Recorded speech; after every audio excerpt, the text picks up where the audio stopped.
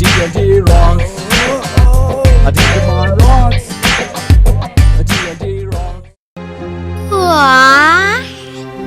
ബോറടിച്ച് ചാകുന്ന ലോകത്തെ ആദ്യത്തെ ആള് ഞാനായിരിക്കും. ഈ ബോറടി മാറ്റാൻ ഇപ്പൊ എന്താ ചെയ്യാ? കിട്ടിപ്പോയി. തൽക്കാലം ബോറടി മാറ്റാൻ എന്തെങ്കിലും കഴിക്കാം, എന്നിട്ട് ആലോചിക്കാം എന്തു ചെയ്യണമെന്ന്. കഴിക്കാൻ ദോശ, പുട്ട്, ഇഡ്ഡലി, അപ്പം. സാർ എന്താ വേണ്ടത്? എനിക്ക് കഴിക്കാൻ ദോശ മതി, പിന്നെ സാമ്പാറും ചമ്മന്തി.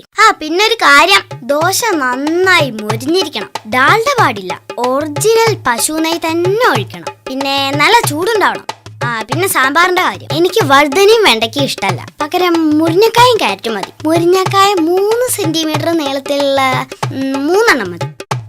ക്യാരറ്റ് 2 സെന്റിമീറ്റർ നീളേ പാടുള്ളൂ. പരിപ്പ് നന്നായി വെന്തിരിക്കണം, കായം കുറച്ച് മതി. പിന്നെ ചമ്മന്തി ആണെങ്കിൽ നല്ല ഇളയ തേങ്ങയുടേതാവണം. ഉപ്പ് പാകത്തിനേ പാടുള്ളൂ കേട്ടോ, എരിവ് കുറച്ചു കൂടിയാലും കുഴപ്പമില്ല. കഴിഞ്ഞോ? കഴിഞ്ഞു. ദോശ, സാമ്പാർ, ചമ്മന്തി. എടോ, ഞാൻ ഇത്രയും നേരം പറഞ്ഞൊന്നും താൻ കേട്ടില്ലേ? അതുപോലെ ഒരു സ്പെഷ്യൽ ദോശയും ചമ്മന്തിയും വിളിച്ചു പറ. മോനെ, ഈ പറഞ്ഞ പോലുള്ള സാമ്പാർ ഉണ്ടാക്കാൻ 5 രൂപ അധികമാവും. അതെന്തിനാടോ 5 രൂപ അധികം? അതെ, ഈ 3 സെന്റിമീറ്റർ നീളമുള്ള മുരിങ്ങക്കായും 2 സെന്റിമീറ്റർ ഉള്ള ക്യാരറ്റും ഒക്കെ മുറിക്കണമെങ്കിൽ ഒരു സ്കെയിൽ കൂടി വാങ്ങേണ്ടി വരും. അതിനാ 5 രൂപ. സ്കെയില് ഞാൻ കൊണ്ടുവന്നിട്ടുണ്ട്. ഇനി പറഞ്ഞ പോലെയുള്ള സാമ്പാറും ദോശയും കൊണ്ടുപോവാ. സാറിന് എന്താ വേണ്ടത്? ബീഫ് ബിരിയാണി. Okay sir. അല്ല, ഞമ്മക്ക് മുരിങ്ങാക്കായും സാമ്പാറും ഒന്നും ശരിയാവൂലെന്ന്.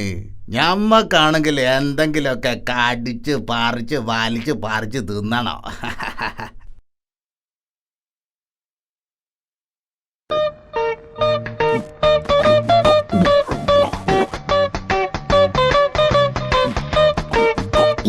ഒരു കാര്യം പറയാണ്ടായിരുന്നു. ഭക്ഷണം കഴിക്കുമ്പോ മിണ്ടാൻ പാടില്ലെന്ന് അറിഞ്ഞൂടെ? മിണ്ടാണ്ട് കുത്തിരിയടാ.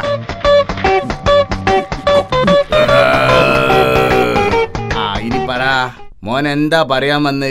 ഇക്കാന്റെ ബിരിയാണിയില് ഒരു ഈച്ചയുണ്ടെന്നാ പറയാൻ വന്നത്. അല്ലാ, എന്നിട്ട് ഇപ്പോഴാണ് പഹയാ പറയുന്നത്. ഇനിയിപ്പൊ എന്താ ചെയ്യാ? ഛർദിച്ചാലോ? അല്ലോ വേണ്ട, ഛർദിച്ചാൽ 50 ഉറുപ്പ്യ വെറുതെ പോവും. ഇക്ക ടെൻഷൻ അടിക്കണ്ട, ഒരു ഈച്ചയല്ലേ ഇക്ക തിന്നുള്ളൂ. ഒന്നുകൂടെ ഈ പ്ലേറ്റിലുണ്ട്. എവിടെ പോയി വെയിറ്റർ? ഓന്റെ മയ്യത്തുനിന്ന് നമ്മൾ എടുക്കൂ.